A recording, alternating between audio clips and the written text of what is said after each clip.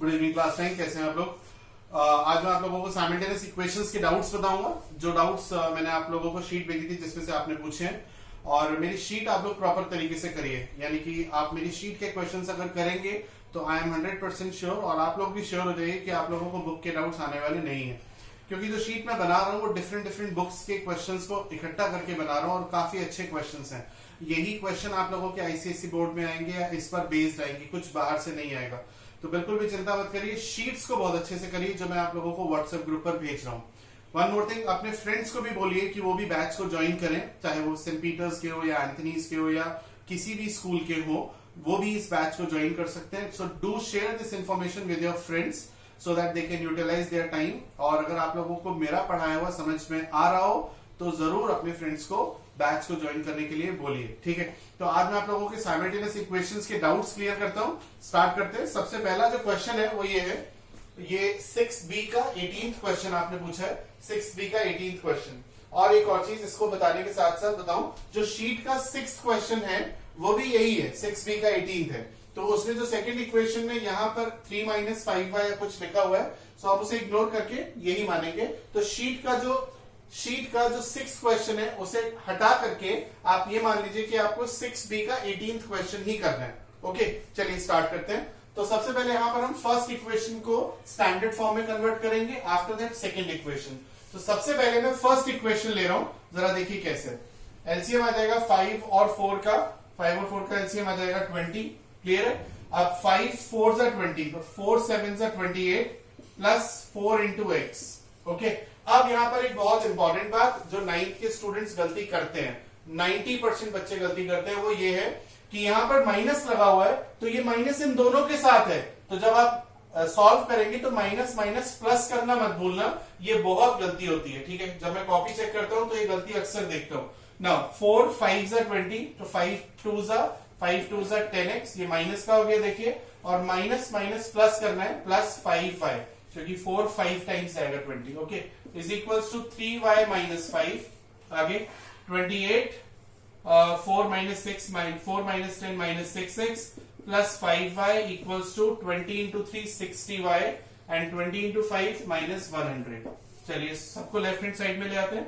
तो 28 - 6x plus 5y - 60y plus 100 equals to 0। ठीक है, सॉल्व करते हैं। -6x 5 - 60 -55y 100 plus 28 128 equals to 0। ठीक है, यहां तक बात समझ में आती है। आगे सॉल्व करते हैं। आगे ऐसा करते हैं, 6x और 55y को राइट हैंड साइड में ले जाते हैं, क्योंकि दोनों नेगेटिव नंबर है। तो बन जाएगा 128 इक्वल्स टू 6x, जब इधर जाएगा तो नेगेटिव का पॉजिटिव हो जाएगा, प्लस 55y। तो ये हमारी नई इक्वेशन आ गई, इक्वेशन नंबर 3। ठीक है, ये इक्वेशन नंबर 3 आ गई। अब इक्वेशन नंबर 2 को भी स्टैंडर्ड फॉर्म में लेकर के सॉल्व करेंगे। ये आपको जो क्वेश्चन सॉल्व करना है, इक्वेटिंग द कोफिशिएंट से सॉल्व करना है। यहां मैंने लिखा है इक्वेटिंग कोफिशिएंट, जैसा कि बुक में दिया हुआ था, ठीक है। तो सेकंड इक्वेशन को सॉल्व करते हैं। 2 और 6 का एलसीएम आ जाएगा 6। 2 से कितनी टाइम्स कटेगा? 3 टाइम्स, तो 3 5 जा 15y और 3 7 जा 21, और 6 से 1 टाइम्स कट जाएगा तो आ जाएगा 4x - 3। आई होप ये क्लियर होगा। Is equals to 18 - 5x, so 15y -21 - 3 -24 हो जाएगा, प्लस 4x इक्वल्स टू 108 -6 5 जा 30x, 15y -24 plus 4x -108 plus 30x equals to 0। 30x plus 4x ये हो जाएगा 34x। पहले x लिख रहे हैं, फिर y और फिर कांस्टेंट टर्म, जो स्टैंडर्ड तरीका है लिखने का। स्टैंडर्ड तरीका ये होता है, देखिए ax पहले x का term plus by plus c equals to 0 या equals to c, plus c equals to 0 या इक्वल्स टू c, दोनों स्टैंडर्ड माने जाएंगे। सो 34x 30x plus 4x 34x plus 15y और 108 और 24 दोनों नेगेटिव है तो ऐड हो जाएंगे, इज इक्वल्स टू 132। 108 प्लस 24 132 आएगा, माइनस का राइट हैंड साइड में ले जाएंगे तो प्लस हो जाएगा। तो इक्वेशन नंबर 4 आ गई।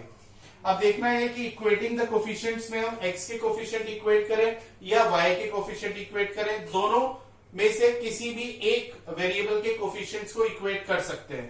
तो देखते हैं किसको कर सकते हैं। x का कोफिशिएंट 34 है और ये x का कोफिशिएंट 6 है।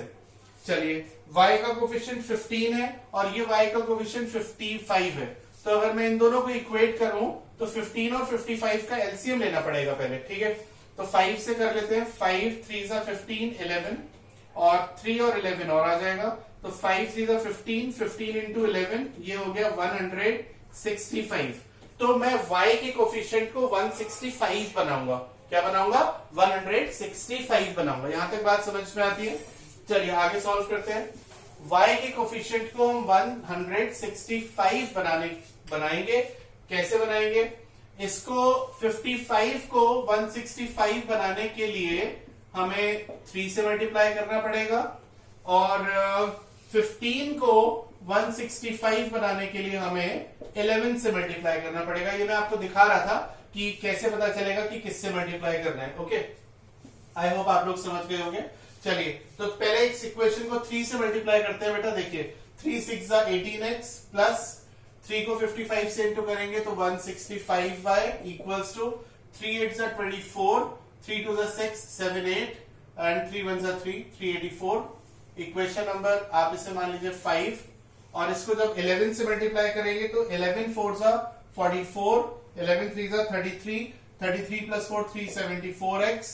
ओके, और 11 into 15 165y equals to 11 2 22, 11 3 33, 35, 11 1 11 plus 3 14। तो ये आ गई इक्वेशन नंबर 6। ठीक है, तो हमने y के कोफिशिएंट्स को इक्वेट कर दिया। अब ये ऐड होंगे या सब्ट्रैक्ट होंगे ये आप लोग सोच लीजिए। इन्हें हमें सब्ट्रैक्ट करना पड़ेगा क्योंकि इन दोनों का साइन सेम है, माइनस माइनस और ये माइनस, ये कैंसिल हो गया। सो माइनस करके देखते हैं। 14 minus 8 is 6, 6 minus 1, 6 minus 1 is 5 और ये आ गया 356x। माइनस का आएगा क्योंकि बड़ा नंबर नेगेटिव है। ओके, ध्यान रखिएगा, प्लस माइनस की गलती ना हो बेटा। और माइनस का 12 minus 4 is 8, 14 minus 8 is 6, 3 minus 3 is 0, minus 1068। Minus से माइनस cancel, x is equals to 1068 divided by 356। आगे सॉल्व करते हैं और ये कितनी टाइम्स कटेगा जरा सोचिए, कैलकुलेट करिए। मेरे ख्याल में 3 टाइम्स कट जाएगा, तो 3 को 356 से इंटू करेंगे तो 1068 आएगा। सो here we have the value of x, final value of x as x is equals to 3. And when you put the value of x in any one of the equation, we have 6 equation, you will get the value of y. इतना तो आप लोग कर देंगे। तो ये जो doubt था ये आप में से किसी स्टूडेंट ने पूछा था, तो ये हमने क्लियर कर दिया आपको। नेक्स्ट क्या डाउट है जरा वो देखते हैं। एक बार फिर से बता दूं कि शीट का जो 6th क्वेश्चन है उसे आप लोग यही क्वेश्चन मानिएगा। सेकेंड इक्वेशन में जो इज इक्वल्स टू के राइट हैंड साइड में लिखा हुआ है उसे इग्नोर कर दीजिएगा, तो उसे डिलीट कर दीजिए, उस क्वेश्चन को कट कर दीजिए उस क्वेश्चन को। ओके, ये शीट का सेकंड क्वेश्चन है, वही शीट व्हाट्सएप की शीट जो है उसका सेकंड क्वेश्चन है। इसे हमें सब्स्टिट्यूशन मेथड से सॉल्व करना है, सब्स्टिट्यूशन मेथड से, जैसा कि बुक में लिखा हुआ है, शीट में लिखा हुआ है। चलिए तो फर्स्ट इक्वेशन को सॉल्व करते हैं, स्टैंडर्ड फॉर्म में लेकर के आते हैं। अगर कोई आपसे पूछता है कि बताइए भाई what is the standard form of any linear equation, तो आप बोलेंगे स्टैंडर्ड फॉर्म होती है ax plus by plus c equals to 0। ये स्टैंडर्ड फॉर्म होती है, ठीक है। प्लस c इक्वल्स टू 0 भी बोल सकते हैं या इक्वल्स टू c भी बोल सकते हैं। तो यहां पर मैं फर्स्ट इक्वेशन को स्टैंडर्ड फॉर्म में कन्वर्ट करूंगा। कैसे, आइए देखते हैं। So 3x upon 2 minus 5y upon 3 plus 2 equals to 0। इसका एलसीएम आ गया 6, 2 से 3 टाइम्स कटेगा, 3 3 जा 9x, 3 से 2 टाइम्स, 2 5 जा 10y प्लस 6 2 जा 12 equals to 0। So 9x minus 10y plus 12 equals to 0, 9x minus 10y equals to minus 12। This is the first equation. ये हो गई फर्स्ट इक्वेशन, इसे स्टैंडर्ड फॉर्म कहते हैं। देखिए ax by और ये c वाली टर्म, ठीक है। अब सेकेंड इक्वेशन पर आते हैं, तो लिखना पड़ेगा आपको फ्रॉम सेकंड। ये जरूर लिखिए छोटी छोटी बातें ताकि टीचर को समझ में आए कि स्टूडेंट कर क्या रहा है, ठीक है। तो सेकंड इक्वेशन पर आते हैं, x upon 3 plus y upon 2 equals to 13 upon 6।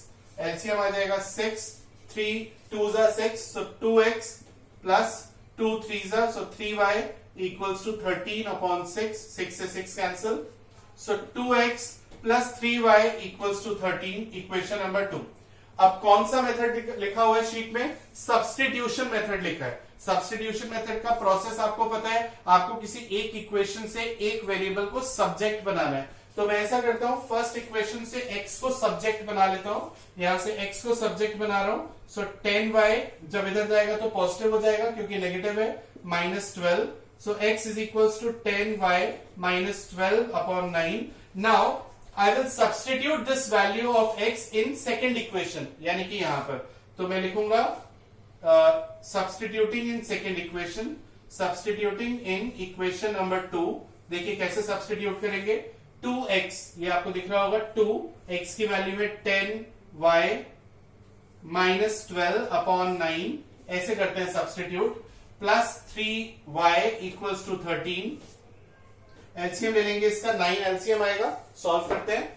9 इसका एलसीएम आएगा और एलसीएम लेने के बाद हम लोग इसको सॉल्व करते हैं। 2 into 10 20y minus 2 into 12 -24 plus 9 3 27y equals to 13। ठीक है ना, 9 3 27 आ जाएगा।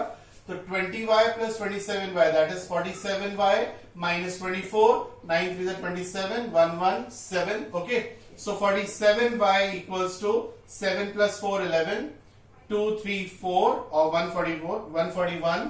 So 141 upon 47, ये 3 times कट जाएगा, 3 7 is 21, 3 4 is 12, 13 14. So the value of y comes out to be 3. अब इस y की वैल्यू को आप इक्वेशन नंबर 1 या इक्वेशन नंबर 2 में सब्स्टिट्यूट करके x की वैल्यू फाइंड आउट इजीली कर सकते हैं। ठीक है बेटा, चलिए आगे सॉल्व करते हैं। नेक्स्ट क्वेश्चन जरा पढ़िए प्लीज। ये आप लोगों ने पूछा है क्वेश्चन नंबर 9। ये शीट का क्वेश्चन नंबर 9 है और शीट में मेंशन्ड है कि ये क्वेश्चन हमें क्रॉस मल्टीप्लीकेशन वाले मेथड से सॉल्व करना है, क्रॉस मल्टीप्लीकेशन से। चलिए स्टार्ट करते हैं। इक्वेशन फर्स्ट है 0.4x minus 1.5y minus 6.5 equals to 0। -6.5 इसलिए क्योंकि मैंने आपको बताया था कि क्रॉस मल्टीप्लीकेशन में सारे टर्म्स लेफ्ट हैंड साइड में लिखने हैं। ठीक है ना, तो इज इक्वल्स टू में हमेशा 0 लिखना है, याद रखिएगा। और ये है 0.3x plus 0.2y minus 0.9 equals to 0। ठीक है, अब क्रॉस मल्टीप्लीकेशन समझने का एक बार फिर से मौका मिल रहा है। अगर किसी स्टूडेंट को थोड़ा बहुत डाउट हो तो वो यहां पर क्लियर कर ले, इसीलिए बहुत अटेंटिव होकर के समझना, ध्यान से समझना। ठीक है, तो लिखा x upon minus y upon और 1 अपॉन, ये लिख लिया सबसे पहले, y के साथ माइनस आएगा। अब आपको क्या करना है, x का कोफिशिएंट इस तरह से छुपा लेना है और क्रॉस करना है। माइनस प्लस का बहुत ध्यान रखना है और बिल्कुल इग्नोर नहीं करना। सो माइनस 1.5 इंटू माइनस 9, ये पॉजिटिव आएगा। 15 इंटू 9 135। ठीक है, 1.5 इंटू 0.9 करेंगे तो 1.35 माइनस, ये फॉर्मूले का माइनस आएगा। 0.2 into minus 6.5 plus into minus minus आएगा, तो यहां माइनस लिख देता हूं। 2 5 10, 2 6 12, 13, ये आएगा 1.3। तो ये हमारा x वाला टर्म हो गया। ठीक है, चलिए अब y के नीचे क्या आएगा, उसके लिए y को हाइड कर लीजिए यानी छुपा लीजिए और ये इस तरीके से मल्टीप्लाई कर रहे हैं। ठीक है, समझ गए। चलिए मल्टीप्लाई करते हैं। 4 इंटू माइनस 9, 4 इंटू 9, 4 इंटू 9 36 होगा, माइनस का 0.36, ये थोड़ा सा कर लेते हैं नहीं तो ऐसा लगेगा एक जैसा टर्म है। माइनस, फॉर्मूले का माइनस आना ही आना है, इसको हाइड कर लिया आप लोगों ने और इसका इससे मल्टीप्लाई करेंगे यानी कि 3 का 6.5 से, प्लस इंटू माइनस माइनस आएगा, माइनस लगा लिया। 3 5 15, 3 6 18, 19, 1.95। लास्ट अब आप लोग 1 लिख करके कांस्टेंट टर्म को हाइड करेंगे, ये बहुत इजी है, हो जाएगा। 4 2 8 यानी कि 0.08 माइनस, ये फॉर्मूले का माइनस है, आना ही आना है। और 3 का माइनस 1.5 से इंटू करेंगे तो माइनस। ये क्वेश्चन काफी बढ़िया है अंडरस्टैंड करने के लिए क्योंकि इसमें काफी माइनस वाले टर्म्स आ रहे हैं, गलती होने के पूरे चांस है। ठीक है, 15 3 45। चलिए, तो ये 0.45 आएगा। ओके, अब हम लोग फर्स्ट और थर्ड इक्वेशन ले लेते हैं। तो x upon 1.35 plus 1.30 is equals to 1 upon 0.08 plus 0.45। तो x अपॉन 5 6 और ये 2 is equals to 1 upon 0.53। Okay, इसका क्रॉस मल्टीप्लाई कर देंगे तो x is equals to 2.65 upon 0.53। Solve करके देखते हैं भाई किससे कटेगा, डेसिमल से डेसिमल रिमूव हो जाएगा। ओके, अब जरा 265 को 53 से आपको डिवाइड देना है तो आई थिंक ये 5 टाइम्स चला जाएगा, 5 3 15 25 26, यस, तो ये 5 टाइम्स चला जाएगा। तो इस तरीके से x की वैल्यू आ गई 5, और जब आप इन दोनों को इक्वेट करेंगे तो y की वैल्यू आ जाएगी। प्लस माइनस का ध्यान रखेंगे, गलती होगी ही नहीं, और प्लस माइनस इग्नोर करा या गलती से कहीं मिस्टेक हो जाएगी तो पूरा क्वेश्चन गलत हो जाएगा, तो ध्यान से करिएगा। चलिए आगे बढ़ते हैं। अब नेक्स्ट क्वेश्चन, ये 6b का 19th क्वेश्चन है, 6b का 19th क्वेश्चन, और ये कौन से मेथड से सॉल्व करना है, ये आपको इक्वेटिंग द कोफिशिएंट से सॉल्व करना है। ओके, इक्वेटिंग द कोफिशिएंट से सॉल्व करना है। ओके, स्टार्ट करते हैं।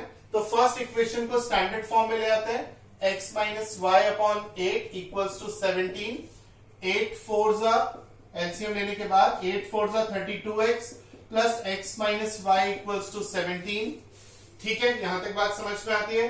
तो 32x plus x 33x minus y equals to 8 7 136, ये आ गई फर्स्ट इक्वेशन, ये स्टैंडर्ड फॉर्म में आ गई इक्वेशन। ठीक है, अब आप लोग लिखेंगे फ्रॉम सेकंड, यानी सेकंड इक्वेशन को स्टैंडर्ड फॉर्म में कन्वर्ट करेंगे।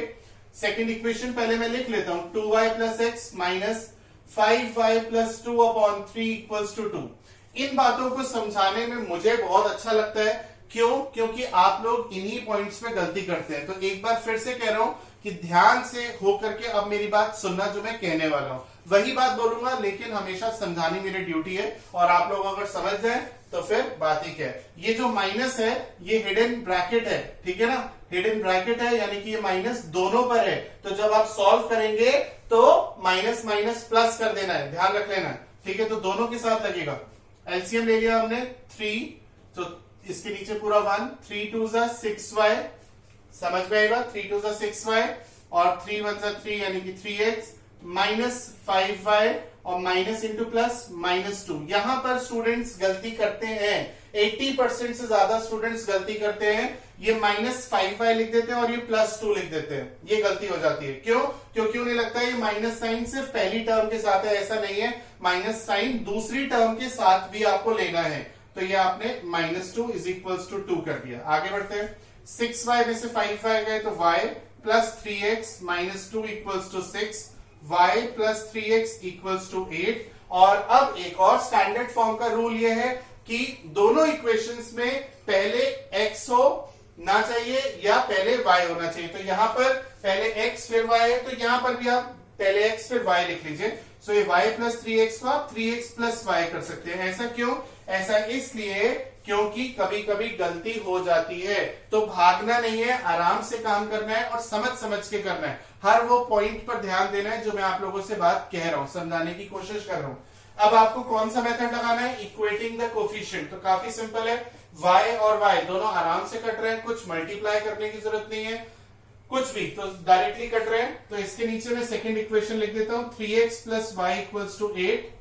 ये डायरेक्ट इसलिए कट रहे हैं क्योंकि y का कोफिशिएंट दोनों में 1 है, और ये ऐड करने पड़ेंगे क्योंकि दोनों का साइन अपोजिट है, एक प्लस है और एक माइनस है। So 33 plus 3 is 36x is equals to 144। ये 4 टाइम्स कैंसिल हो जाएगा। x की वैल्यू 4, x की वैल्यू जब यहां रखेंगे तो आपको y की वैल्यू मिल जाएगी। ओके, तो ये आप लोगों के डाउट्स थे आज की क्लास में जो मैंने क्लियर करे हैं साइमल्टेनियस इक्वेशन के। नेक्स्ट चैप्टर हम लोग कौन सा लेंगे ये आपको नेक्स्ट क्लास में पता चलेगा। और अब आप लोगों को करना क्या है, जो मैंने आज आपको दिन में लाइव क्लास में बताया था जब हम लोग जूम ऐप पर थे साथ में, आप लोगों को अपने प्ले स्टोर पर, कुछ स्टूडेंट्स का शायद लिंक टूट गया था इसलिए मैं दोबारा से अपनी बात को रिपीट कर दूं, आप लोगों को अपने मोबाइल से प्ले स्टोर पर जाकर के 3 चीजें जो है इंस्टॉल करनी है, गूगल कैलेंडर, गूगल क्लासरूम और हैंगआउट्स। तो उससे क्या होगा कि मैं आप लोगों को जो क्लास वर्क दूंगा वो कैलेंडर गूगल क्लासरूम में जाएगा, और जो भी आपको वर्कशीट्स दूंगा वो आप लोग करके मुझे भेजेंगे और मैं उन्हें प्रॉपर तरीके से चेक करूंगा। अब ये हम क्यों कर रहे हैं? ये इसलिए कर रहे हैं ताकि सिर्फ एनरोल्ड स्टूडेंट्स को ही इस चीजों का बेनिफिट मिल सके। ये वीडियो लेक्चर तो कोई भी स्टूडेंट देख सकता है, पर जो मेन सबसे इंपॉर्टेंट शीट्स है वो सिर्फ उन्हीं स्टूडेंट्स को मिल पाए। और वही बच्चे होमवर्क कर पाए जो एनरोल कर रहे हैं, जो कि बैच को ज्वाइन कर रहे हैं, जो व्हाट्सएप ग्रुप में आ रहे हैं। ओके, तो आज की क्लास में इतना ही रखते हैं। Thank you.